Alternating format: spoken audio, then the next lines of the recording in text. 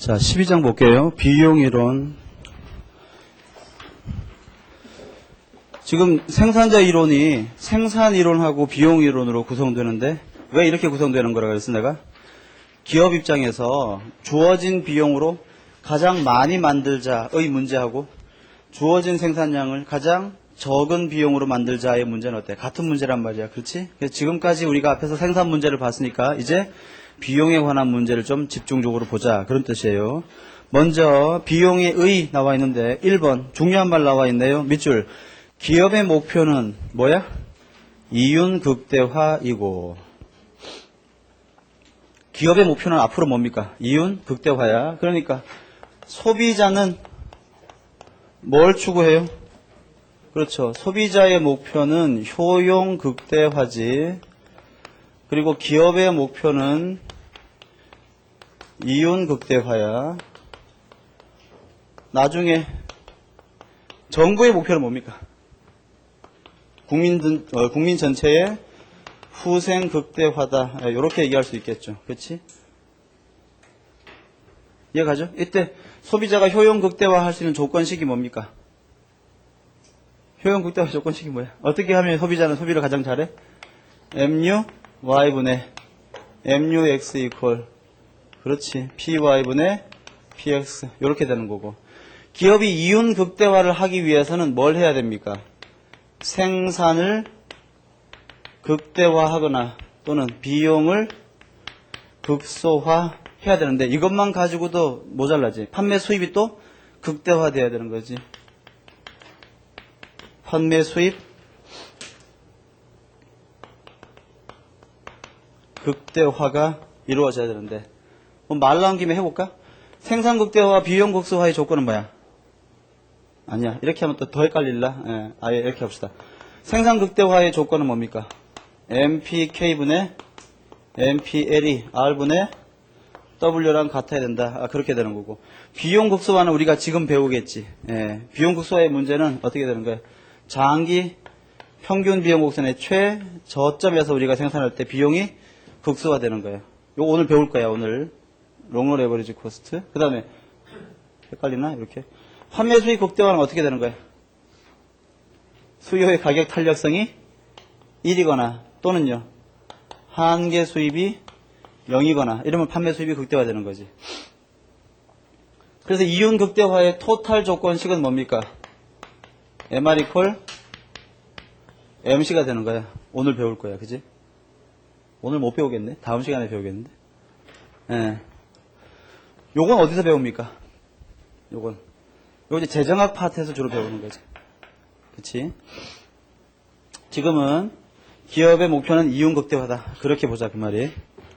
그 다음 이윤은 총 수입에서 총 비용을 차감한 거야. 기업의 이윤 파이는 어떻게 구합니까? 기업이 물건 팔아서 벌어들인 총수입 토탈 레베뉴에서 기업이 그 물건 만드는 과정에 쏟아부은 총 비용 요렇게 구하는 거야. 판매 수입 극대화의 조건식이 뭐야? 앞에서 우리가 배웠지. 수요의 가격 탄력성이 1일 때. 그 다음에 비용 극소화의 조건. 지금부터 보자. 그런 얘기예요. 다시 한번. 기업의 목표는 이윤을 극대화하는 거야. 이윤을 극대화하기 위해서는 비용이 일정할 때 판매 수입을 극대화하거나 판매 수입이 일정할 때 비용을 극소화하면 되겠지. 지금 요걸 보자. 그 얘기예요. 이거 다 할 거야. 하나하나 다 할 거야. 됐습니다. 밑에 보시면 비용에 구분해서 명시적 비용과 암묵적 비용이란 말 나왔는데 자 볼게요.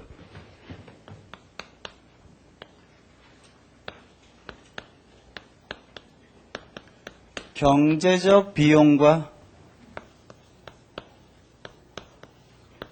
회계적 비용에 대한 비교. 자, 우리가 경제학에서 비용이라고 말할 때는 전부 다 경제적 비용을 말하는데 경제학에서 말하는 경제적 비용은 두 가지로 구성됩니다. 그래서 명시적 비용과 암묵적 비용. 이 암묵적 비용을 우리 교재에서는 그대로 했네요. 암묵적 비용. 여러분 기억나요? 이거 경제학에서 얘기하는 비용은 전부 다 어떤 비용의 개념이야? 그렇지. 기회 비용의 개념이죠. 이때 명시적 비용이 바로 뭔가 하면 우리가 흔히 회계학에서 얘기하는 회계적 비용이 명시적 비용에 속해요. 그 다음 암묵적 비용은 회계적 비용에는 포함되지 않지만 기회비용에 포함되는 것들인데 다음과 같은 것들이 있죠. 그래서 정상이윤,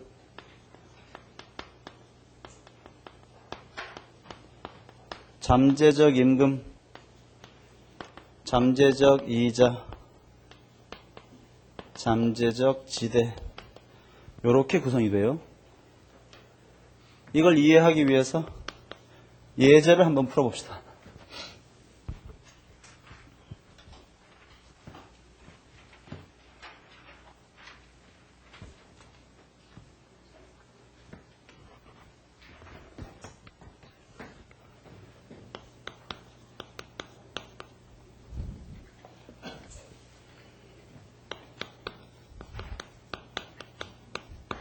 김 사장이라는 사장이 있어.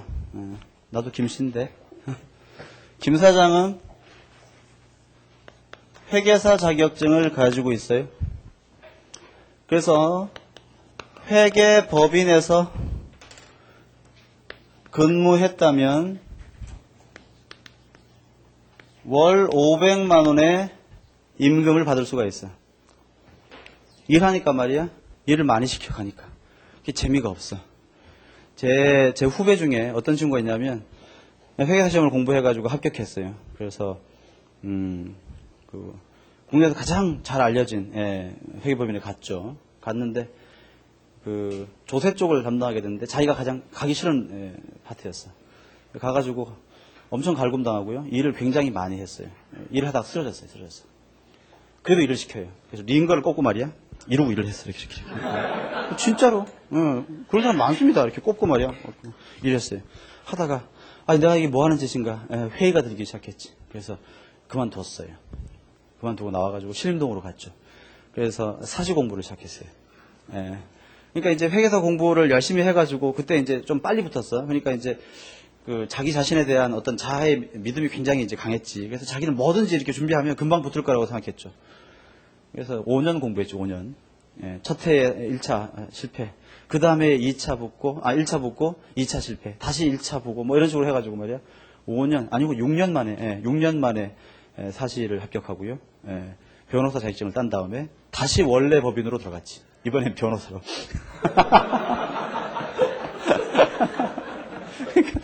제가 그랬죠. 너 왜 나왔니, 거기? 왜냐면 생각해봐. 6년 동안 그냥 계속 버티고 있었으면 지금 그 사람이 받은 대우보다 훨씬 더 좋은 대우 받았을 거 아니야? 그러니까 그런 게 있어요. 아무튼 이 김 사장이 김 사장이 말이야. 이거 500 받으면서 막 링거 꽂고 일 시키니까 하기 싫었어. 그래서 여기를 그만두고 말이야. 사업을 시작했는데 무슨 사업을 시작했냐면 슈퍼마켓을 운영하기로 했어요. 참 이해하기 힘든 초이스지, 그지? 아무튼 돈 많이 벌어야 되겠지? 슈퍼마켓을 운영하기로 결심했는데 이 슈퍼마켓 운영하다 보니까 돈 많이 들잖아, 그지? 먼저 운영할 때 자금이 필요하니까 말이야. 은행에서 돈을 차입했습니다. 얼마를 차입했냐면 은행 차입이 2억이야, 2억. 그런데 지금 현재 은행 이자율은 월 1%예요, 월 1%. 그 다음에 자기 돈을 좀 집어넣는데 자기 돈을 한 3억 정도 넣었고요. 그 다음에 매달 재료를 구입하는데 한 8천만 원 정도가 들고, 그 다음에 종업원 임금으로 월 한 4천만 원 정도가 들고, 그 다음에 건물, 여러분 슈퍼마켓 건물 필요할 거 아니야, 그지? 건물 임차했어요. 건물 임차료가 얼마가 드냐 하면 뭐 한 6천, 매월 6천 그 정도 들고, 뭐 또 뭐 있을까? 이 정도 하고, 창고가 필요한데 창고 건물이 필요한데 창고 건물은 뭘 썼냐 하면 하필이면 자기 처갓집이 말이야. 그 슈퍼마켓 하려고 하는 그 건물 바로 옆에 살아. 창고가 필요한데 창고가 건물이 마땅한 게 없으니까 처갓집에 있는 옆에 있는 조그마한 건물을 좀 대신 빌려 쓰기로 했어요. 처갓집 건물. 이 창고는 말이야, 다른 사람에게 임차를 하게 되면 한 달에 매달 한 700만 원 정도를 벌어들일 수 있는 그런 창고 건물이에요. 이렇다면 이거 한번 해볼까요? 여러분, 이거 이 사람 우리가 일단 회계적으로 비용 처리하면 어떻게 합니까? 일단 먼저 은행에 돈 2억 차입했지, 그치? 이거 매달 1%씩 이자 내야 되잖아. 그러면 매달 이자 얼마 나갑니까?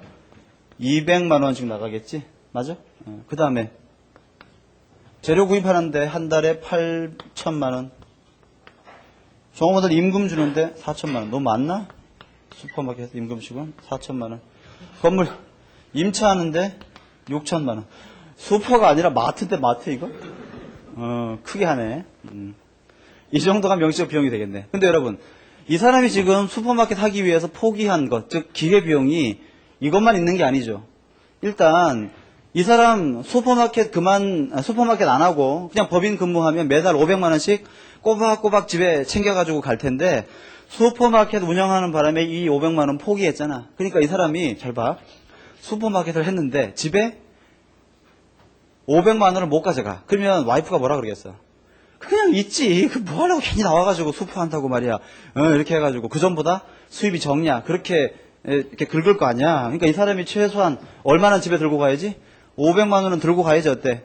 회계법인을 그만두고 나온 보람이 있겠지. 이게 뭡니까? 그 사람이 포기한 임금이 되는 거야. 바로 잠재적 임금이지. 이게 바로 월 500만 원이 되는 거야. 이 사람 자기 돈 3억을 투자했는데 이 3억 은행에 넣어놨으면 매월 1%씩 이자 받을 수 있는 것인데 그 이자를 포기한 거죠. 그렇지? 이게 잠재적 이자가 되는 거야. 얼마입니까? 잠재적 이자. 월 300만 원이지. 그 다음 이 처갓집 건물을 그냥 무료로 이렇게 빌려가지고 창고로 쓰고 있는데, 이거 다른 사람에게 임차했으면 월 700만 원 정도는 받을 수 있는 거니까 이거 장모한테 줘야 될 거 아니야. 그렇지? 안 그러면 어때? 갈굼을 당하지. 갈굼을. 그래서 700만 원만큼은 챙겨야 돼. 그게 바로 보면 잠재적 지대가 되는 거야. 그치? 그러니까 이걸 다 합쳐야지 뭐가 되는 거야? 경제학에서 말하는 비용이 되는 거다. 그런 뜻이에요. 그 다음 만약에 이 사람이 슈퍼마켓을 운영할까? 아니면 이 김 사장이 노래 좋아하거든, 노래. 그래서 노래방을 할까 고민하고 있었어. 근데 그 동네에 굉장히 노래방이 잘 돼요. 그래서 그 동네에 다른 거의 모든 노래방은 평균적으로 한 월 얼마나 할까? 월 2천만 원. 2천만 원에 순이윤을 얻고 있어. 그러면 자기가 슈퍼마켓 할까 노래방 할까 막 고민하다가 노래방 안 하고 슈퍼 하기로 결정했으면, 이 사람은 노래방 했으면 월 2천만 원을 안정적으로 이윤을 남길 수 있었을 텐데, 이거 포기하고 슈퍼하는 것이니까 이 사람이 슈퍼를 하더라도 이윤이 월 얼마나 남아야 되는 거야? 2천만 원은 남아야지. 어때? 굳이 노래방을 하지 않고 슈퍼를 결정한 보람이 있는 거지. 그게 바로 뭐가 되는 거야? 그게 정상이윤이 되는 거야. 정상이윤. 그치? 그래서 경제학에서 얘기하는 비용은 회계적 비용인 명시적 비용에다가 암묵적 비용, 즉 정상이윤, 잠재적 임금, 지대, 이자를 다 포기한 것, 그게 바로 포함한 것, 그게 바로 경제적 비용이야. 이해가십니까? 그러면 경제적 비용은 회계적 비용보다 반드시 크다. 어때? 반드시가 약간 걸리긴 하지만 어때? 거의 대부분 다 크겠지, 그지? 그러면 경제적 비용은 회계적 비용보다 커요. 그러면 이건 어때? 이윤은 아까 봤지? 기업의 총 판매 수입에서 기업의 총 비용을 뺀 것인데, 만약에 이때 경제적 이윤을 구하라 그러면 이때 빼주는 비용은 뭘 빼줘야 돼? 경제적 비용을 빼줘야 되겠지. 그럼 내 말이 맞는지 봐봐. 경제적 비용은 회계적 비용보다 더 넓어요. 그지? 그러면 경제적 이윤은 회계적 이윤보다 커, 작어? 일반적으로 더 작겠지. 그치? 그게 첫 번째 포인트. 그 다음에 여기에 있는 정상 이윤은 이윤이라고 이름이 붙여져 있지만 경제학에서는 뭡니까? 저건 비용이에요. 그치? 다시 한번, 정상 이윤은 이윤이 아니야. 뭐야? 비용이야, 비용. 따라서 만약에 어떤 사람이 나는 정상 이윤만을 획득하고 있다라는 말은 이윤이 있다는 얘기, 없다는 얘기야. 그거 없다는 얘기지, 그지? 그렇게 접근하시면 되겠습니다. 그러면 309페이지 하단에 명시적 비용과 암묵적 비용 읽어보시고요. 페이지 넘기셔서 310페이지에 거기 첫 번째 박스 보세요. 경제적 비용 이퀄 명시적 비용 더하기 암묵적 비용. 됐지? 그 다음에 거기에 회색 박스 밑에 보시면 정상 이유는 어디에 포함돼? 경제적 비용에 포함된다. 포인트 잡으시고요. 밑에 매몰 비용, 이거 옛날에 배웠어, 그제? 자, 매몰 비용이 뭡니까? 이미 지출이 확정되어서 더 이상 회수가 불가능한 비용, 이게 매몰 비용이야. 매몰 비용은 비용입니까, 아닙니까? 매몰 비용 비용이 아니야? 매몰 비용은 이제 경제적 비용이 아니야. 즉 기회 비용이 아닌 것이야. 매몰 비용은 고려해서는 안 되는 거란 말이야. 이해 가십니까? 그래요. 그 다음 밑에 다시 한번 박스 있죠. 그래서 기업의 총 판매 수입, 그 다음에 경제적 이윤, 암묵적 비용, 명시적 비용, 그 세 개가 같아야 되고, 따라서 회계적 이윤은 경제적 이윤에다가 암묵적 비용을 더해야 되는 거야. 따라서 경제적 이윤은 회계적 이윤보다 작고, 경제적 비용은 회계적 비용보다 더 클 것이야. 이해가십니까? 됐어요. 밑에 사적 비용과 사유적 비용은 나중에 미시경제학 후반부에서 외부 효과 공부할 때 자세하게 할 거니까 그때 가서 보도록 할게요. 오케이. 이제 본격적으로 단기와 장기의 비용의 문제를 좀 보겠습니다. 이걸 지워도 되나 안 되나 모르겠네. 놔두고 해볼까? 이것만 지울까요?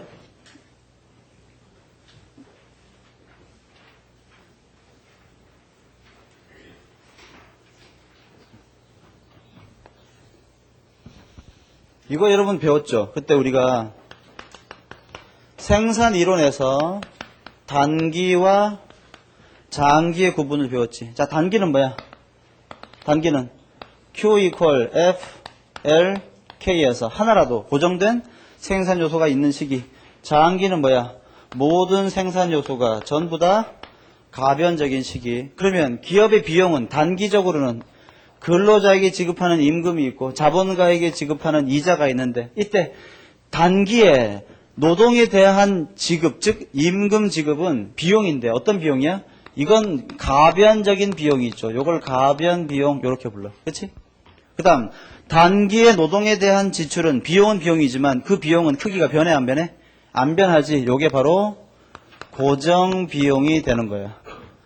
그러니까 기업의 생산 활동에서 발생하는 비용은 단기에는 어때요? 가변 비용과 고정 비용의 합으로 구성되겠지. 하지만 장기에는 어때? 모든 비용이 다 뭐야? 가변 비용이니까 장기에는 고정 비용이라는 것은 발생해야 하네? 하지 않죠.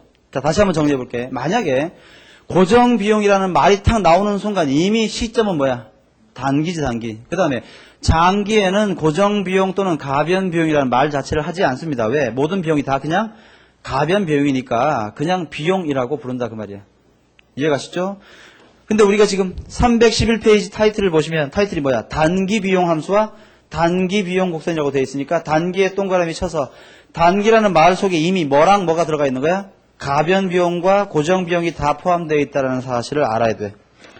그리고 3장을 넘기시면 3장이 아니군요. 4장. 네, 4장을 넘기면 318페이지 하단에 목차 3 장기의 비용 함수와 장기의 비용 곡선이 있는데 이때 장기에다가 동그라미 치고 이때는 고정 비용이 존재해야 하네? 존재하지 않겠죠. 그렇게 두 가지로 나누어서 분석을 할 겁니다.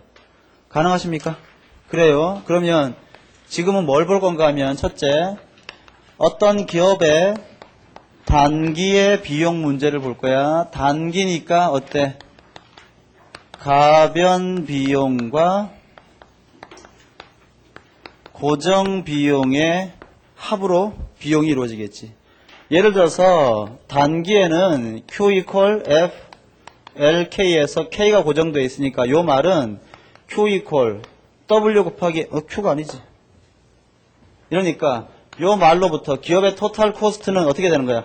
노동에 지급하는 임금 더하기 자본에 지급하는 이자, 이렇게 있을 때 뭐가 고정되어 있어? 요게 고정되어 있다 그 말이지. 맞습니까? 그러니까 요만큼이 뭐가 되는 거야? 요게 가변 비용이 되는 거고 요만큼이 뭐가 되는 거야? 고정 비용이 되겠죠. 이해 가야 돼. 자, 이때 기업의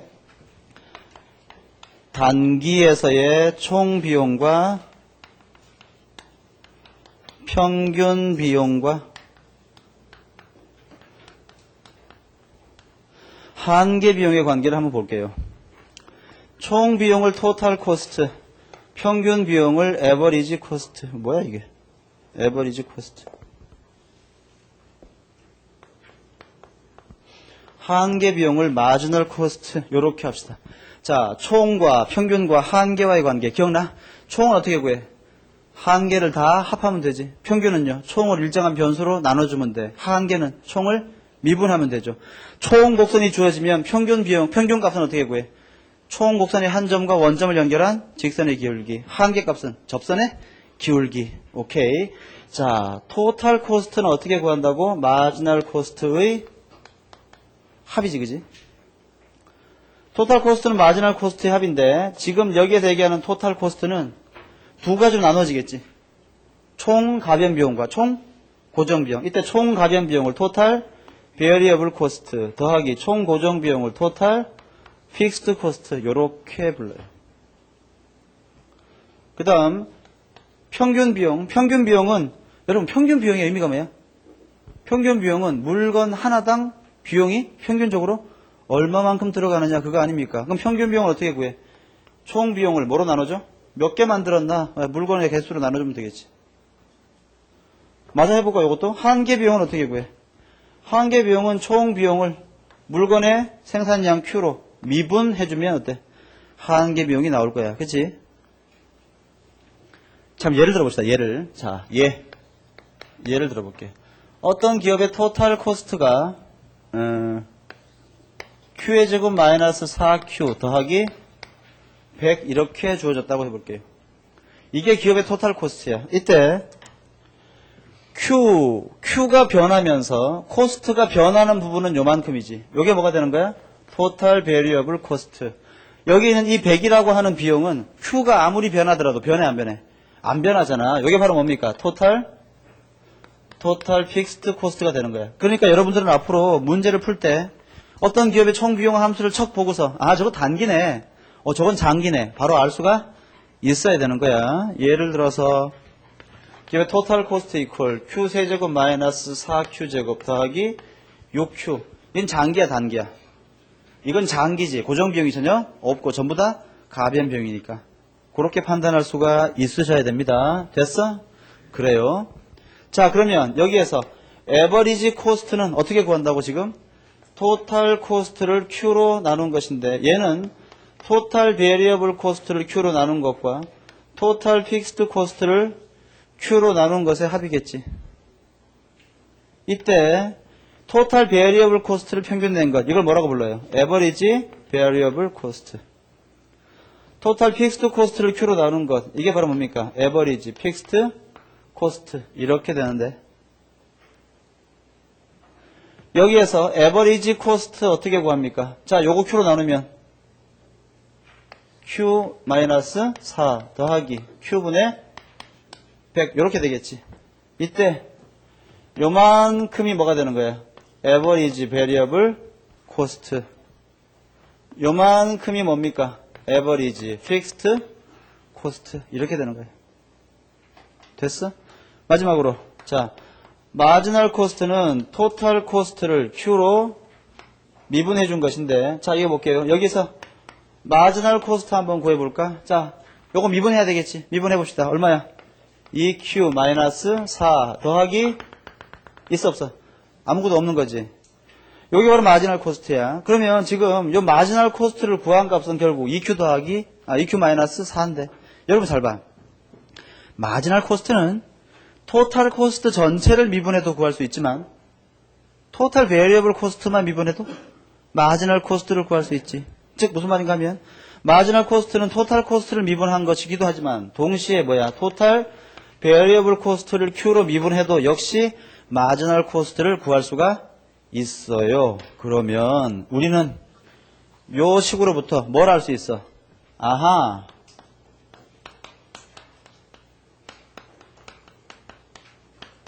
고정 비용은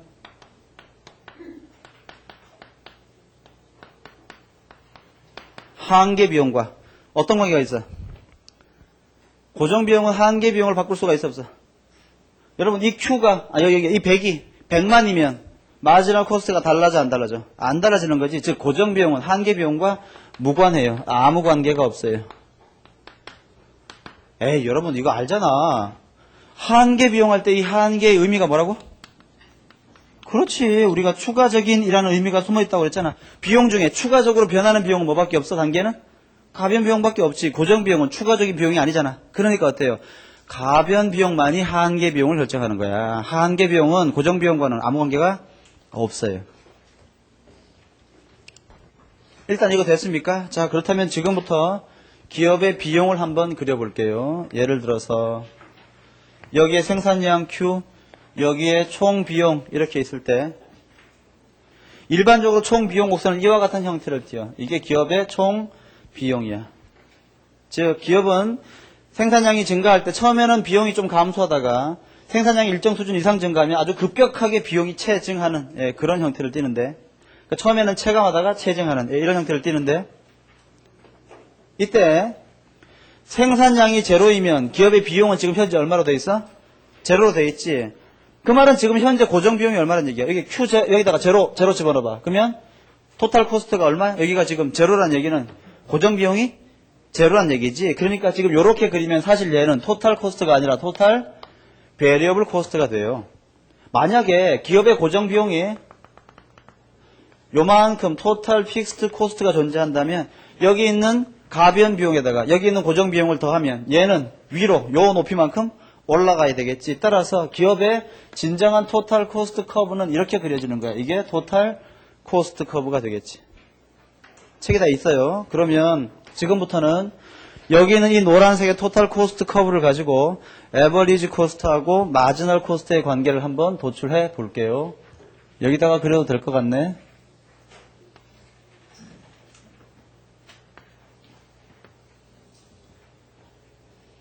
여기 Q, 여기도 Q, 여기 토탈 코스트, 여기 에버리지 코스트, 마지널 코스트.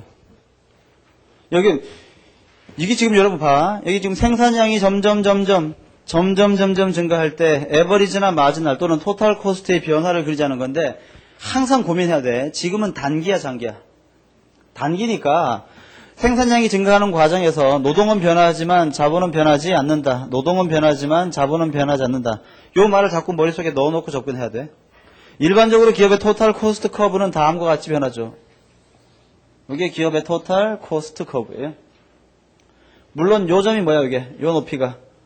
이게 고정 비용의 크기겠죠. 그치? 고정 비용의 크기야. 자, 이때 첫째 마지널 코스트부터 구해볼까? 마지널 코스트는 어떻게 구해? 토탈 코스트 커브의 접선의 기울기. 자, 요 점에서의 한계 비용은 요 기울기. 그치? 요 점에서의 한계 비용은 요 기울기. 오, 작아지네. 한계 비용 작아졌어. 작아지는 듯 싶더니 갑자기 접선의 기울기, 접선의 기울기, 접선의 기울기 점점 커지네. 아하, 아마도 마지널 코스트는 감소하다가 증가하는 형태를 띌 것 같다. 이렇게 느낄 수 있고 한계 비용의 가장 작은 점은 어딜까? 그럼 가장 접선의 기울기가 작은 점이겠지. 대충 눈대중으로 보니까 한 이 정도일 것 같다라고 한다면 여기서 기업의 마지널 코스트는 극소가 되는 거고 왼쪽은 체감, 오른쪽은 체증. 그래서 이러한 형태를 띠게 되겠지. 이게 기업의 마지널 코스트 커브. 됐습니까? 그래요. 그 다음 에버리지 코스트 구해볼까요? 요 점에서의 평균 비용 어떻게 구해? 이 점과 원점을 연결한 직선의 기울기. 그치? 요 점에서의 평균 비용은 요렇게 연결한 이 기울기. 요 점에서는 요렇게 연결한 이 기울기. 오, 점점 작아지네. 에버리지 코스트는 어디에서 가장 작아질까? 아마도 요 점에서 접선이 딱 만난다면 가장 작아지겠죠. 그렇다면 여기서 에버리지 코스트는 극소가 될 거야. 그치? 이 점을 지나면 어떻게 됩니까? 오히려 또 증가하겠지. 그러니까 에버리지 코스트 커브는 요와 같은 형태를 가지겠죠. 이게 에버리지 코스트 커브. 이렇게. 왜냐하면 요 점에서는 여러분 접선의 기울기나 원점을 연결한 직선의 기울기가 같으니까 이 점에서는 마지널 값과 에버리지 값이 같을 거야. 그치? 됐죠. 그 다음 여기 좀 볼까? 요게 뭐야? 에버리지 픽스트 코스트. 지금 여기 칠판에 쓴 이 예에 따르면 에버리지 픽스트 코스트가 얼마로 돼 있어? Q분의 100. 그럼 봐. 초기에 발생한 총 고정 비용은 얼마였어? 100. 생산량이 1이라면 평균 고정 비용은 얼마입니까? 100. 생산량이 10이라면 평균 고정 비용은 10. 생산량이 100이라면 평균 고정 비용은 1. 따라서 여기 있는 average fixed cost, 즉 평균 고정 비용은 생산량 Q가 증가함에 따라 점차 체감하는 그러한 형태를 띄어. 예를 들어서 이렇게. 야, 이런 형태를 띄어. 큰일 났다. 이거 만나면 안 되는데. 흥분했네 내가. 응? 참.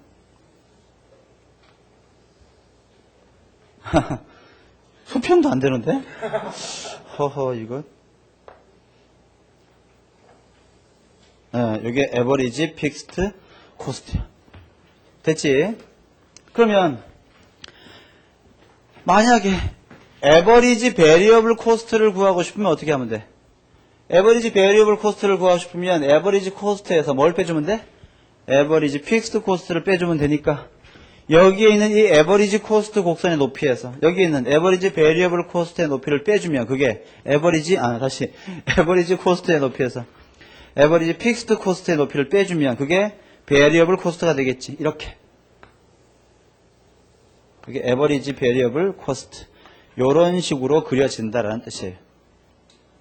이해가십니까? 그래서 우리는 지금 칠판에 total cost curve와 marginal cost, average cost, 그 다음에 average variable, fixed cost의 곡선을 다 그려 봤는데 이 그림에 따르면 첫째, marginal cost가 감소하거나 증가하거나 total cost는 다 어때? 증가해요. average cost가 감소하건 증가하건 total cost는 여전히 증가해. 맞지? 그 다음 marginal cost가 감소하는 구간에서는 다시 average cost가 증가하면 marginal cost도 증가하고 average cost가 감소하면 marginal cost도 감소하는 것은 아니야, 그치? 그 다음 marginal cost가 감소하는 구간에서는 average cost들도 감소하지만 marginal cost가 증가한다고 해서 average cost도 증가하는 것은 아니야. 또 average cost가 증가할 때는 항상 marginal cost가 average cost보다 더 크지. 위에 있으니까. 하지만 average cost들이 감소할 때는 반드시 marginal cost는 average cost보다 더 작아요. 밑에 있어. 그치? 그치? 이와 같은 말장난 같은 문제 또 뭐야? marginal cost curve는 average cost와 average variable cost 곡선의 최저점을 뚫고 우상향하는 형태로 언제나 그려집니다. 그러니까 이런 걸 풀려면 이 그림을 어떻게 해야 돼? 이 진짜로 암기해야 되는 거야. 앞에서 내가 암기해라고 했던 다른 그림보다 이 그림은 훨씬 더 중요해요. 전체적으로 꼭 기억을 하셔야 되는 그림이에요. 그 다음 아직 남았어. 네. 여기 봐.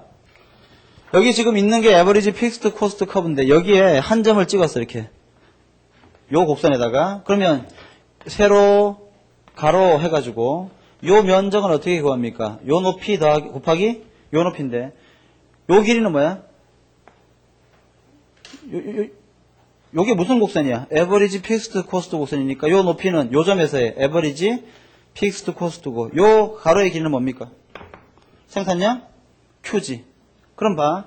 지금 여기 보시면 average fixed cost는 어떻게 구했다고? Q분의 100. 그럼 만약에 average fixed cost하고 Q를 곱하면 얼마가 나와? 100이 나오는데 이 100은 뭡니까? 원래 있었던 total fixed cost의 크기지. 그럼 봐. 지금 이렇게 구할 때 이 면적이 얼마란 말이야? 100. 여기 점 찍었어, 여기.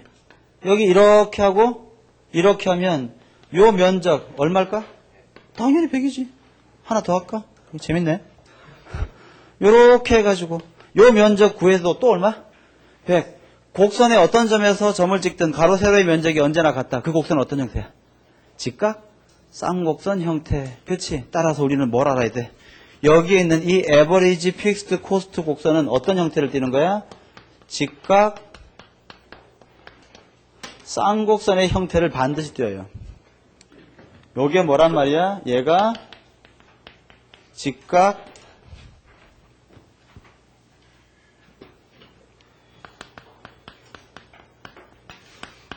쌍곡선의 형태를 띈다라는 뜻이죠.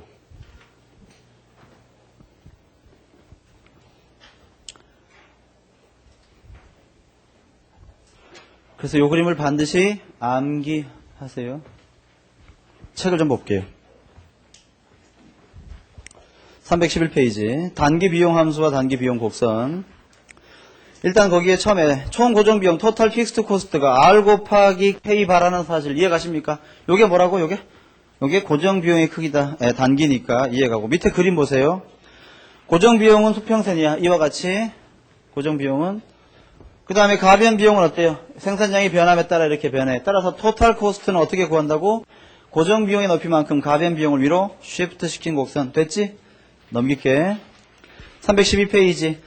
따라서 단기의 토탈 코스트 이퀄 W 곱하기 L 더하기 R 곱하기 K 바에서 W 곱하기 L이 뭐가 되는 겁니까? 토탈 베리어블 코스트. R 곱하기 K 바가 토탈 픽스드 코스트. 됐지? 밑에 보시면 단기 평균 비용 해가지고 평균 고정 비용과 평균 가변 비용 이미 우리 다 구해봤지? 자, 에버리지 코스트는 에버리지 베리어블 코스트와 픽스드 코스트의 합이다. 됐어요. 그 다음에 어떻게 구하는지도 다 이미 알아봤어. 오른쪽 페이지에 그림 보시면 파란색 그래프 한번 보세요. 토탈 베리어블 코스트가 있을 때 에버리지 베리어블 코스트는 어떻게 구한다? 감소하다가 증가하는 형태를 띠더라. 그렇지. 그 다음에 거기에 C 닷점에서 에버리지 베리어블 코스트가 최저점인데 아마 그 점을 누가 뚫고 지나가겠어? 마지널 코스트 커브가 뚫고 지나가겠지. 그 다음 페이지 나오지 않을까? 넘겨볼까요? 314페이지에 보시면 한계 비용 곡선을 도출하고 있는데 뭐 설명은 장황하지만 이미 우리는 간단하게 다 정리를 한 것이야. 그렇지? 여러분 마지널 코스트와 관련해 가지고 꼭 기억해야 될 논점은 뭡니까? 마지널 코스트는 고정 비용과는 아무런 관계가 없어요. 따라서 마지널 코스트를 변화시키기 위해서는 뭐가 변해야 되는 거야? 베리어블 코스트가 변해야 된다. 즉 가변 비용이 변해야 될 것이다. 됐습니다. 그 다음 오른쪽 페이지에 있는 참고 위쪽은 뭔가 하면 총과 한계는 어떤 관계가 있어? 한계를 다 더하면 총이 되는 거지. 그치? 근데 여기에서 한계 비용은 현재 얘랑은 관계가 있어 없어? 없으니까 어차피 총은 마지널 코스트의 합인데 이때 총 비용에서 마지널 코스트와 관련 있는 부분은 이 부분뿐이니까 마지널 코스트를 다 합치면 그게 뭐가 되겠어? 그게 토탈 베리어블 코스트가 되는 거지. 이해가십니까? 그래서 지금 여기 보시면 뭐라고 되어 있어요? 315페이지에서 마지널 코스트 곡선의 아래쪽 면적, 즉 적분해보면 그게 뭐가 되는 거야? 총 가변 비용이 되더라 그 얘기예요. 됐습니다. 밑에 있는 참고 총과 한계와의 관계 그건 조금 이따가 할 거야. 일단 별표는 크게 하나 치세요. 아래쪽 박스에다가는 별표를 크게 하나 치시고. 자 봅시다. 내가 지금 방금 칠판에 한 건 뭔가 하면 단기에 고정 비용과 가변 비용으로 나누어질 때 총 비용과 평균 비용과 한계 비용의 관계를 식으로도 그래프로도 나타내 봤어. 그치? 그치? 자, 지금부터는 뭘 볼 건가 하면 거기에 316페이지에 있는 것처럼 총 비용 곡선들 사이의 관계하고 오른쪽 페이지에 비용과 생산물의 관계를 볼 텐데 먼저 비용 곡선들의 관계는 여기에 있는 이 그림으로 이미 설명을 드렸습니다. 자, 다시 한번 보시면 마지널 코스트이건 에버리지 코스트이건 에버리지 베리어블 코스트이건 전부 다 감소하다가 증가하는 형태를 띠는데 마지널 코스트 커브는 에버리지 코스트들의 최저점을 뚫고 우상향하는 그런 형태를 띈다. 꼭 기억하시고 이거 암기하세요. 암기. 혼자 앉아가지고 한 3번만 그려보면 돼. 이거. 이 위쪽은 몰라도 괜찮아. 이 아래쪽을 이걸 꼭 기억해야 되는데 그릴 때 아주 짜증이 난다는 듯이 아주 막 이렇게 귀찮아 죽겠다는 듯이 MC AC A VC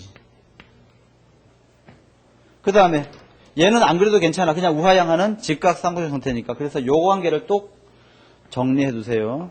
관계. 자, 지금부터는 317페이지에 있는 비용과 생산물의 관계, 이제 그걸 좀 볼게요.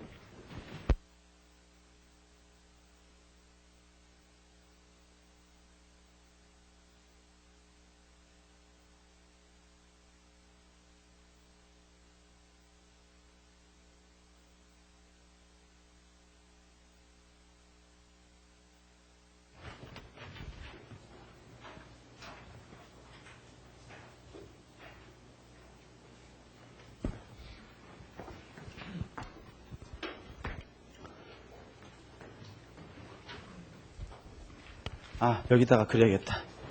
여러분, 여기 보면,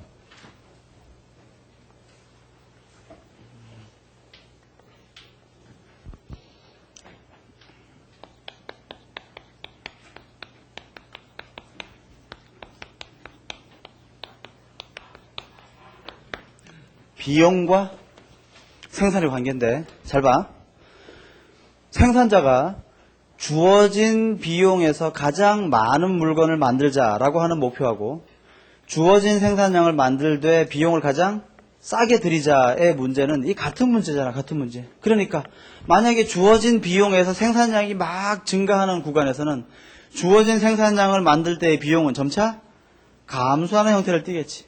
이해가? 생산량 극대화와 비용 극소화는 서로 같은 문제란 말이야. 그치? 그럴 때 지금 여기 칠판 오른쪽에 있는 그림은 비용이야 생산이야? 비용의 문제, 그지? 그런데 우리가 앞에서 생산의 문제를 배웠어. 내가 그 그림을 그려볼게. 기억을 떠올려 보세요. 이거 안 그려도 될 거야. 토탈 프로덕트, 여기에 L, 물론 단기니까 자본은 고정. 아래쪽에 L, 물론 자본은 고정. 에버리지 프로덕트, 마지널 프로덕트. 이때 단기니까 자본은 안 변하니까 이건 APL, MPL의 관계라 그랬지. 기억나십니까? 이때 토탈 프로덕트 커브는 이렇게 그려져서 여기에서 총 생산물은 극대가 되고 여기에서 한계 생산물은 제로. 한계 생산물이 가장 커지는 점은 대충 한 이 정도 점이라고 할 때 여기에서 어떤 관계를 가집니까? 이와 같은 마지널 프로덕트의 곡선 나오고 기억나십니까? 평균 생산물은 어디에서 가장 크죠? 이 점과 이렇게 했을 때 이 접선에서 가장 커진다 그랬지. 그래서 이렇게 수직선 내리면 이게 뭐가 되는 거야? APL이 된다. 기억납니까? 예. 그럼 봐. 요 그림은 생산의 문제. 오른쪽 그림은 비용의 문제. 잘 봐요. 마지널 코스트는 감소하다가 증가하는 형태를 띠요. 마지널 프로덕트는 증가하다가 감소하는 형태를 띱니다. 에버리지 코스트들은 감소하다가 증가하는 형태를 띠고 에버리지 프로덕트는 증가하다가 감소하는 형태를 띈단 말이야. 뭔가 느껴지는 게 있지. 예. 생산과 비용의 문제는 서로 반대 관계를 가지는 또는 반비례 관계를 가지는 거울의 대칭적인 그런 모습을 가질 거란 말이야. 그래서 생산과 비용 간의 관계를 여기에다가 다시 한번 정리를 해보면 여러분 제목을 똑같이 쓸까요? 예, 비용과 생산의 관계를 그림으로 한번 그려보면 저기 칠판 오른쪽에 있는 저 두 그림 중에서 여러분 이 아래쪽 그림을 제가 저쪽에다가 그릴 거예요. 자 볼게요. 첫째 마지널 프로덕트 오브 레이버는 이와 같은 형태를 띠고 에버리지 프로덕트는 이와 같은 형태를 띠지. 맞아? 그림 봐. 맞지 그지? 이때 이 점을 A점, 이 점을 B점이라고 해볼게요. 자, A점은 어떤 상태야? 기업의 마지널 프로덕트가 극대인 점이야. 마지널 프로덕트가 뭡니까? 노동자 한 명을 추가로 고용했을 때 추가적인 생산량이 가장 커지는 점이지. 기업 노동자 한 명을 추가로 고용하면 지급하는 임금은 한 번밖에 안 나가잖아. 임금을 한 번 지급할 때 가장 물건이 많이 만들어지는 시점이 바로 A점이야. 그럼 여러분 생각해 보세요. A점에서는 동일한 임금을 한 번 지급할 때 만들어지는 추가적인 물건의 생산량이 가장 많대. 그럼 거꾸로 A점에서는 물건 하나 만들 때 추가적인 비용은 가장 어떨까? 작아지겠지. 그치? 따라서 이 A점 상태에서 마지널 코스트는 극소가 되는 것이에요. 이해가십니까? 그 다음 B점은 뭔가 하면 B점은 평균 생산물이 극대인 점이야. 어떤 뜻입니까? 노동자 한 명당 평균적으로 만들어내는 물건의 개수가 가장 많은 점이야. 다시 한번 평균적인 물건의 생산량이 가장 많은 점이 B점이야. 따라서 물건 하나 만들 때 평균적인 비용도 가장 싼 점이 B점이 돼야 되겠지. 따라서 이 B점 상태에서는 뭐가? 이게 에버리지 프로덕트니까 여기에 뭐가? 마지널? 아직 에버리지 프로덕트니까 에버리지 코스트가 가장 극소가 될 거다. 그렇게 이해하면 안 된단 말이지. 그치? 아니 쓰고 이렇게 지우세요. 쓰고 일부러 지우라고 이렇게 한 거예요. 아는 사람들은 이미 된 거고. 자, 내 말 들어봐. 내가 하고 싶은 얘기는 이거야. 마지널 프로덕트와 마지널 코스트는 정반대의 대칭 관계가 있어요. 그런데 에버리지 프로덕트는 에버리지 코스트랑 반대 관계에 있지 않아요. 그럼 뭡니까? 바로 에버리지 베리어블 코스트하고 반비례 관계에 있어요. 그건 왜 그런지 봐봐. 여러분, 여기 지금 보면 한계라는 이 개념 속에는 뭐는 포함되면 안 되는 거야? 고정된 값은 포함되면 안 되는 거야. 그러니까 한계 비용 속에는 어차피 토탈 코스트를 다 고려하지만 고려되는 토탈 코스트 중에서도 뭐만 포함돼? 베리어블 코스트만 포함되지. 그치? 따라서 마지널 코스트에는 픽스트 코스트, 고정 비용은 고려되어 있지가 않아. 그럼 여기 다시 봐. 지금 단기적으로 비용은 가변 비용과 고정 비용이 존재하는데 단기적으로 생산 요소도 가변 생산 요소는 노동밖에 없고 고정된 생산 요소가 자본이잖아. 근데 여기에 지금 있는 이 MPL은 노동과 자본 중에 뭐만 고려하고 있어? 잘 봐요. MPL의 의미가 뭡니까? 노동자 한 명을 추가로 고용할 때 추가적인 한계 생산물이니까 지금 여기에서 MPL이라고 할 때는 뭐는 고려 안 되는 거야? 여기는 K는 고려가 안 돼 있는 거야. 그치? 따라서 여기에 비용도 K가 고려되어 있지 않은 비용이 와야 되는데 어차피 한계 비용 속에는 뭐는 고려가 안 돼 있어? K 때문에 발생하는 고정 비용은 고려가 안 돼 있으니까 MPL과 마지널 코스트는 서로 직접적인 대비 관계가 맞아. 그런데 봐. 여기에는 APL은 뭐의 평균 생산물이야? 노동의 평균 생산물이야. 즉 가변 생산 요소인 L 하나의 평균적인 생산물입니다. 따라서 여기에 있는 APL과 대비되는 코스트도 뭐에 관한 코스트만? 가변 비용에 관한 코스트만 비교가 돼야 되는데 우리가 알고 있는 에버리지 코스트에는 뭐도 고려되어 있어? 고정 비용, 픽스트 코스트가 고려되어 있으니까 APL과 대비되는 코스트는 에버리지 코스트가 아니고 에버리지 베리어블 코스트가 되는 것이 오라이. 늘 이걸 함정으로 묻겠지. 시험에서 요 그림을 물을 때에는 반드시 뭐밖에 안 물어? 네, 이것밖에 안 묻는 것이야. 그럼 봐. 비용과 생산 간에 어떤 관계가 있는지를 보자면 말이야. 첫째, 마지널 코스트는, 여러분 마지널 코스트는 어떻게 구합니까? 마지널 코스트는 토탈 코스트를 Q로 미분해 준 것이지. 근데 토탈 코스트는 여기 보면 뭐야? 토탈 코스트는 아까 배웠지 여러분. 마지널 코스트는 토탈 코스트를 미분해도 되지만 토탈 베리어블 코스트를 미분해도 똑같이 구해진다고 그랬지. 근데 토탈 베리어블 코스트가 뭡니까 여기에서? 요거 아닙니까? 그렇지. W 곱하기 델타 L을 델타 Q로 이렇게 미분해 준 것이니까 얘는 뭐랑 같은 거야? 델타 L 분의 델타 Q 분의 W가 돼서 요게 뭐야 요거? Q를 L로 미분한 거 아닙니까? 그게 뭐야? MP L 이렇게 되는 거지. 결국 요 둘을 보면 마지널 코스트는 MPL과 어떤 관계에 있어? 반비례 관계. 뭘 사이에 두고? 실질 임금 W를 사이에 두고. 예. 그 다음 에버리지 베리어블 코스트는 얘는 어떻게 구해요?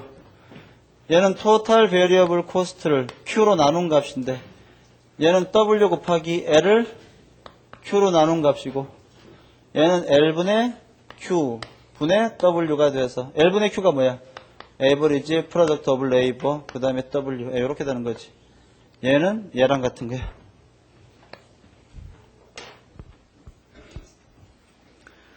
그러니까 여기에 와야 될 게 뭐가 아니란 말이야. 여기에 에버리지 코스트가 아니다 그 얘기지. 두 번, 세 번 반복했습니다. 됐습니까 이제? 예. 그런데 최근까지 말이야. 여기에 비용 함수에 관해서 문제가 많이 출제가 됐어요. 그런데 나올 만한 논점은 내가 다 정리했어. 이쪽에서 어렵게 나와봤자 말이야. 더 이상 나올 게 없습니다. 만약에 향후에 비용 함수와 관련해가지고 특히 단기에 비용 함수와 관련해가지고 문제가 출제가 되면 내가 볼 때는 이게 나올 가능성이 매우 커요. 매우 커. 그래서 나중에 기회가 되면 제가 따로 좀 정리를 하고 싶긴 하지만 일단 여러분들은 지금부터 이 파트에서는 이게 출제가 굉장히 유망하다고 생각을 하시고 먼저 비용과 생산과의 관계를 그래프로도 그 다음에 식으로도 기억할 수 있으셔야 되고 또 하나 응용 문제가 많이 출제될 수가 있는데 만약에 시험에서 기업의 비용을 주고 생산을 묻는 문제가 주어지거나 아니면 생산을 주고 비용을 묻는 문제가 나오면 이걸 쓰는 거야, 이걸. 예, 이 공식을. 단순히 이 공식을 기억하는 것만으로는 좀 부족해요. 왜냐하면 이걸 쓰는 문제인지 아닌지 본인이 감이 있어야 된단 말이야. 문제를 많이 풀어보시고 우리 교재에도 관련된 문제가 있으니까 한번 연습을 해보시기를 바랍니다. 중요해요. 그렇다면 317페이지를 봅시다. 317페이지 5번 비용과 생산물의 관계. 첫째, APL은 뭐랑 반비례 관계 있어요? Average Cost가 아니고 Average Variable Cost. 그 다음에 MPL은 뭐랑 반비례 관계? Marginal Cost랑 반비례 관계. 밑에 그림을 보시면 생산물과 그 다음에 비용 간의 반비례 관계가 나오는데 그 중에 가장 중요한 게 뭐야? 아래쪽 그림에 있는 APL, 그게 포인트예요. 꼭 기억을 하시길 바랍니다. 됐네요. 그 다음 318페이지 비용 곡선의 이동. 먼저 기술 진보가 발생했다. 여러분 기술이 진보하면 비용은 비싸죠? 싸죠? 싸지니까 밑에 그림 A에서 기술 진보의 경우에는 마지널 코스트나 에버리지 코스트 커브는 어때? 아래쪽으로 내려오겠지. 비용이 싸진다는 뜻이야. 그 다음 2번 요소 가격의 상승, 즉 임금이나 이자가 비싸지면 비용은 증가하겠지. 따라서 오른쪽 그림 B 요소 가격이 상승하면 코스트는 상승할 거다. 뭐 원론적인 얘기니까 그냥 보시면 되고요. 단기의 비용 문제를 그렇게 봤습니다. 장기 비용 문제를 봐야 되는데 장기 비용 문제를 좀 봅시다. 예, 이거를 끊어지면 안 되겠네. 318페이지 장기 비용 함수와 장기 비용 곡선 해야 될 것 같네요.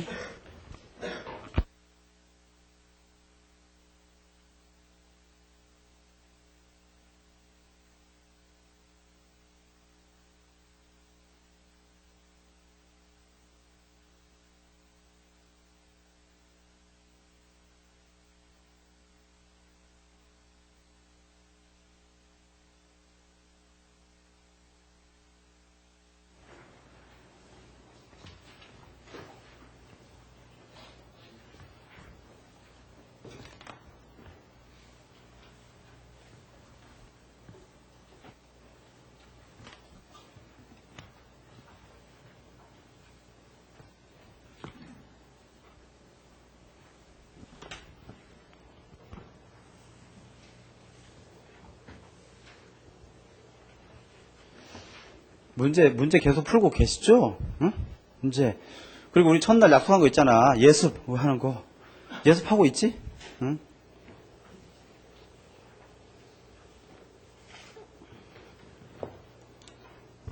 기왕 들으실 때 완벽하게 이렇게 착착착착 이렇게 정리하면서 그렇게 가세요. 불안한데. 응? 옛날에 제가 처음에 이렇게 학원계 이렇게 현장 강의 할 때는요. 그때 굉장히 내가 막 열이 넘쳐가지고 말이야. 어떻게 했냐면 매 강의 시간 30분 전에 시험을 봤어요. 그리고 개강 파티, 종강 파티를 반드시 했습니다. 그건 좋아하네. 그때는 종강하면요. 다 같이 이제 호프집으로 갔죠. 그래서 이렇게 맥주 먹고 서로 막 이렇게 친해지고. 또 친해지면 또 이렇게 기분 좋잖아. 노래방 가고. 노래방에서 이렇게 새벽 한 4시까지 방방 같이 뛰다가 이렇게. 그러니까 꼭 그런 날, 그 다음날이 개강일이야. 그래서 개강하는 날은 목이 완전히 쉬어가지고 눈은 이렇게 시뻘겋게 돼가지고 옛날 동영상 보면요, 저 진짜 막 그래요. 안녕하세요. 제가 원래는 목이 안 이런데 어제 김종서 노래를 부르다가 미안합니다. 그 소문이 퍼져가지고 말이야. 옛날에는 학생들이 처음에 이렇게 좀 빠져, 바쁜 일이 생기니까 빠지다가 종강할 때 되면 다 모여요. 다 같이 또 파티하고. 요즘에는 좀 개인적으로 여유도 없고 해가지고 종강 우리가 뭐라 그러지? 뒤풀이 잘 못하는데 가능하면 우리 이번 달은 한번 전체 일정이 끝나면 한번 했으면 좋겠다는 생각이 있네. 참가비 없지. 318페이지 장기비용 함수 볼게요. 근데 여러분 그거 하면요 굉장히 친해지시고요. 나중에 다시 만나서 공부할 때 스트레스도 적고 서로 이렇게 정보도 주고받고. 몇몇 그 친구들은 주소록을 만들고 서로 이렇게 주소를 이렇게 주고받고, 연락을 계속하고, 또 나중에 합격해가지고, 업계에서 이렇게 동반자로 같이 유대를 형성하고, 그런 예가 많습니다. 자, 장기 비용학도 좀 볼게요. 비용이 중요한데,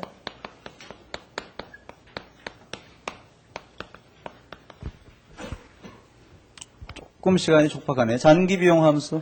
자, 장기니까, 노동과 자본이 모두 가변적이야. 그치? 그러니까 이 경우에는 고정 비용은 존재하지 않죠. 그때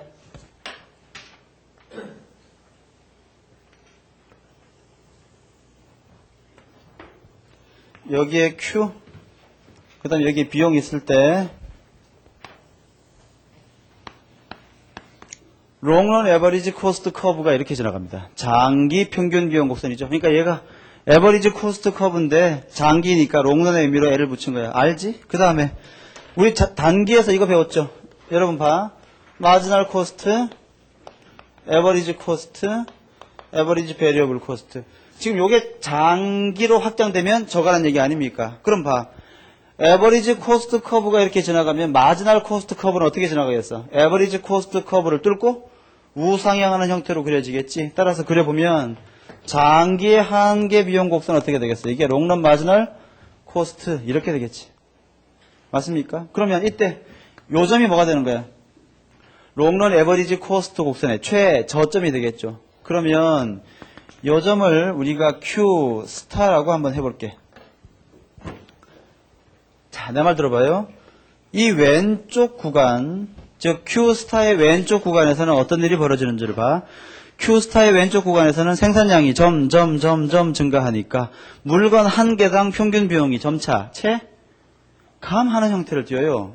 우리가 이 구간을 뭐라고 부르냐 하면 기업의 생산 비용이 체감하는 구간이다. 그렇게 불러. 즉 물건을 만들면 만들수록 물건값이 싸져.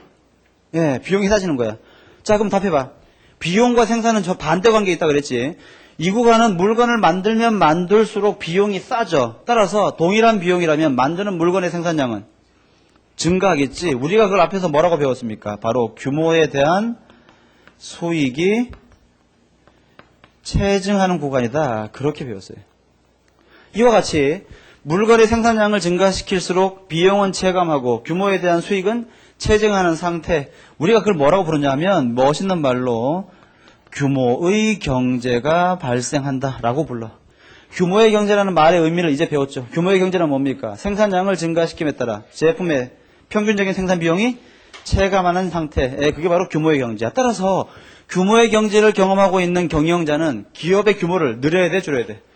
확장시켜야지. 막 확장시키면 비용은 점점 싸지는 거야. 예. 따라서 아까 배웠잖아. 여러분 규모 수익 체증이 되려면 K는 몇 차 동차야? 1보다 큰 동차 생산함수의 구간이 돼야 되겠죠. 이해가십니까? 그 다음 여기 있는 Q스타 오른쪽에서는 이제 어떤 일이 벌어질까? 생산량을 점점 증가시키니까 기업의 평균적인 생산 비용은 점차 체증하고 있는 거지. 우리가 이 구간을 비용 체증의 구간이다.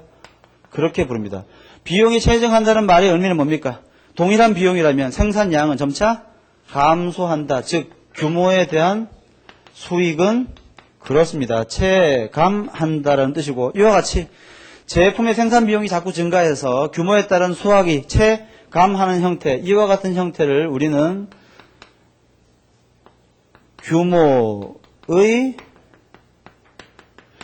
비경제가 발생하고 있다. 그렇게 불러요. 규모의 비경제란 뭡니까? 제품의 생산이 증가할수록 기업의 생산 비용이 증가하는 상태. 규모의 비경제. 아까 봤지? 규모 수익이 체감하기 위해서는 K는 몇 차 동차해야 돼? 1보다 작은 동차 생산 함수의 구간이 될 거야. 그럼 답은 나온 거 아닙니까? 자, 봅시다. 규모 수익 체증하는 구간, 비용 체감하는 구간, 규모의 경제가 발생하는 구간에서는 기업은 생산 규모를 어떻게 하는 게 유리해? 늘리는 게 유리해. 따라서 생산량을 증가시키겠죠. 이런 구간에서는 당연히 생산량을 줄이는 게 유리해. 따라서 기업은 장기적으로 가장 물건 한 단위당 생산 비용이 싸지는 상태가 어디야? Q스타지. 여기 있는 이 Q스타를 우리가 뭐라고 부르냐면 장기의 최적의 시설 규모다. 이렇게 부릅니다. 장기의 최적 시설 규모. 물론 무슨 말인가 하면 기업은 장기적으로 저기 있는 Q스타만큼을 생산할 때 가장 물건 한 개당 생산 비용이 싸진다라는 뜻이야. 싸진다. 여러분 보세요. 물건 한 단위당의 평균 비용이 이 전체에서 가장 싼 구간이 바로 이 점이잖아. 이 점. 이해가십니까? 예, 여기가 바로 이 기업의 장기적인 생산 균형점. 그렇게 된다라는 뜻이야. 그 다음 지금 왼쪽에 있는 그림에 따르면 장기의 최적 시설 규모는 마치 하나의 점으로 표시되고 있는데 이 부분을 좀 더 확대해가지고 그리면 이게 한 점이 아니라 일정한 구간으로 형성될 수도 있겠지. 요렇게 그림 하나 그려볼게. 요 그림을 바꿔서 그리면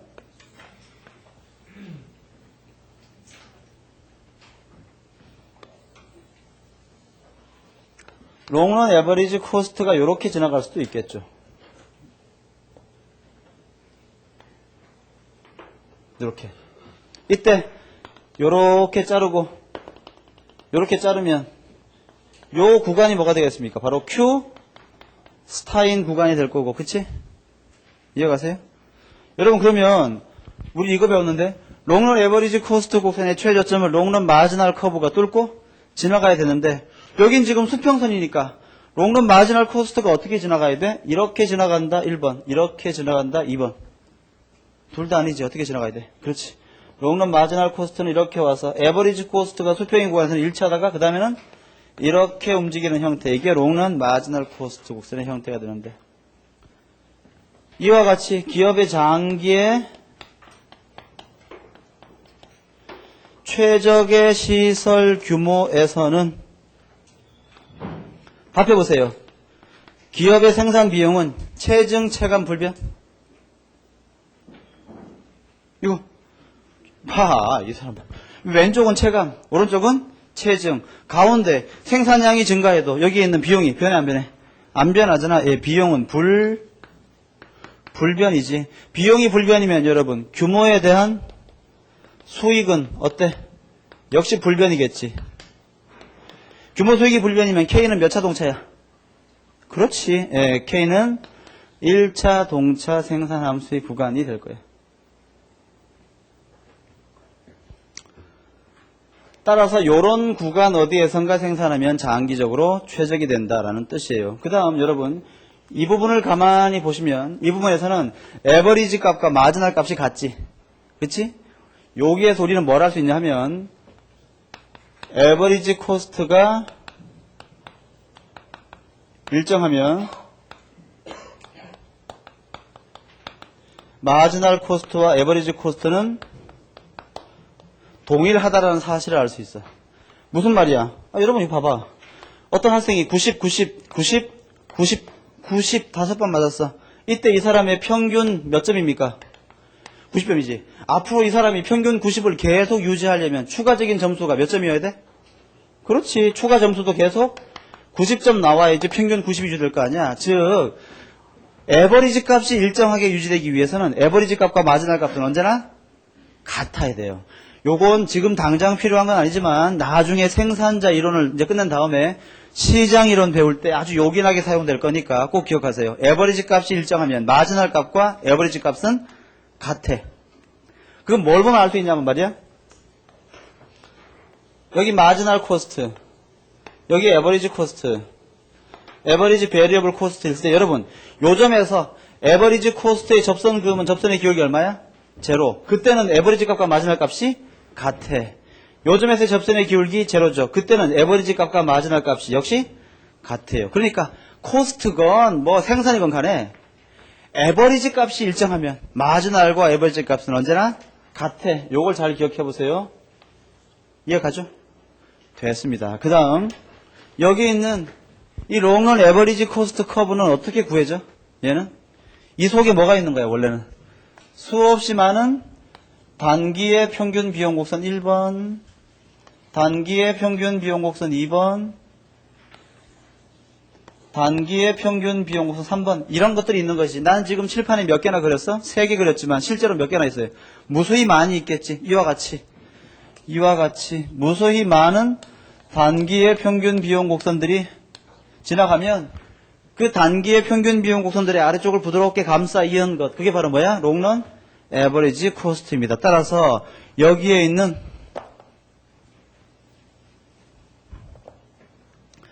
롱런 에버리지 코스트 커브는 얘는 뭔가 하면 무수히 많은 단기 평균 비용 곡선의 아래쪽을 부드럽게 감싸이은 곡선 포락선이 되는 거지. 포락선 맞지?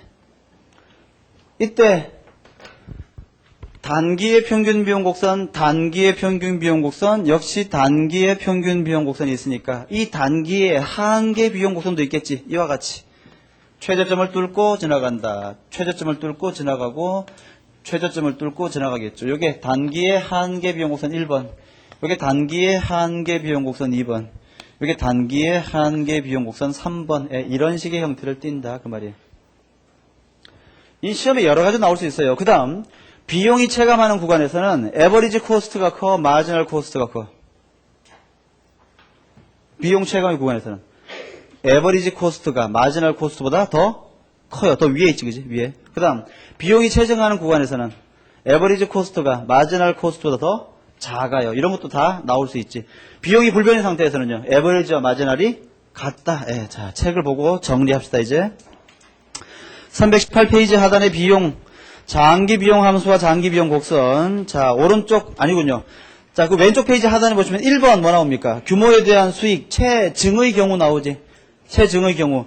오른쪽 페이지에 보시면 그림 A, B 있는데 B 그림 보세요. B. 비용이 체증하는 경우에는 롱런 에버리지 코스트가 롱런 마지널 코스트보다 더 위에 있죠. 그 그림은 어디를 그린 거야? 칠판에서. 그렇지. 이 부분을 이렇게 그리면 바로 오른쪽 상단에 있는 그림 B가 나오겠지. 맞습니까? 그래요. 그 다음 319페이지 하단에 보시면 규모에 대한 수익 불변의 경우 해가지고 밑에 그림 A, B 있는데 B가 뭐야? 이 그림이지. 이 부분을 그려놓으면 그게 바로 B 그림 되겠지. 맞아? 한 장 더 넘겨서 320페이지 규모에 대한 수익 체감의 경우에는 해서 밑에 그림 A, B 중에 B 보면 어디를 그린 거야? 이 부분을 이렇게 그리면 그게 바로 그림 B가 되겠지. 어렵지 않아요. 정리하시기를 바라고요. 일반적인 장기 비용 곡선 해가지고 일반적으로는 어때? 여기 있는 그림이 통으로 이렇게 그려진 칠판에 있는 이런 그림. 요게 어디에 나와 있습니까? 오른쪽 페이지 321페이지 하단에 그려져 있지. 자, 그 그림 볼게. 321페이지 하단에 있는 그림 보시면 B를 봐. B.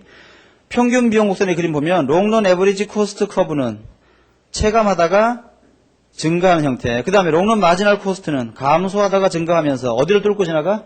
롱런 에버리지 코스트 곡선의 최저점을 뚫고 지나가죠. 이해가십니까? 그때 수없이 많은 단기의 평균 비용 곡선들과 단기의 한계 비용 곡선들이 그렇게 지나가더라 그 말이야. 페이지 넘기시고요.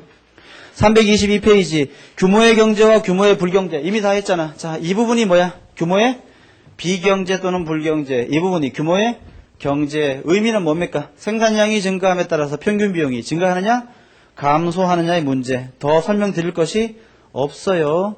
됐습니다. 오른쪽 페이지 L자 형태의 장기 평균 비용 곡선. 무슨 말인가 하면 여러분 여기 봐봐. 아까 내가 뭐라 그랬어? 이와 같이 비용이 체증하는 구간에서는 기업은 생산 규모를 증가시킬수록 비용이 증가하니까 불리하잖아. 당연히 때 시설 규모를 줄이겠지. 그러다 보니까 현실적으로는 이게 봐. 이론적으로는 롱런 에버리지 코스트가 이렇게 생겨야 되는데 현실적으로는 어떻게 생기더란 말이야? 얘가 체감하다가 불변한 상태를 그냥 그대로 유지하더라 그 말이고 이 이후로는 올라가지 않더라 그런 뜻이죠.